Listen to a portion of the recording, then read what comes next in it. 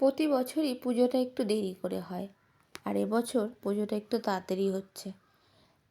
এই 8:30 পৌনে 9টার মধ্যে পুজোয় বসে গেছে, তাই আমার যেতে দেরি হয়েছে।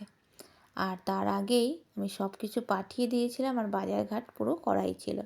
তাই এই দিদি আর আমার ননদ গিয়ে দেখি সবটা গুছিয়ে ফেলেছে।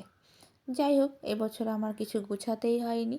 আর এরা আমার কারখানার সমস্ত সদস্যগণ, যাদের ছাড়া আমাদের কারখানাটা অসম্পূর্ণ।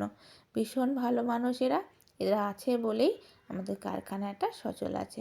আর কারখানার ওনার এখনও স্নান করেনি, এখনও গামছা পরে ঘুরে বেড়াচ্ছে। যাই হোক, পুজো এদিকে আরম্ভ হয়ে গেছে, আর আমিও বসে পড়েছি পুজোতে। আসলে সবটাই গোছানো ছিল, কিছুই আর গোছাতে হয়নি। শুধু একটু চন্দন বেটে দিলাম, আর যজ্ঞের জন্য একটু বেলপাতা আর যজ্ঞডমরু একটু বেছে রেখেছি। জাস্ট এইটুকু কাজই আমি করেছি। এবার পুজোতে বেশি কিছু আমাকে করতেই হয়নি। যাই হোক, তারপরে দেখো যজ্ঞটা আরম্ভ হয়ে গেছে। যাই হোক, আগুনটা দেখাবো না, কারণ আগুনটা তো দেখানো নাকি বারণ, জানি না।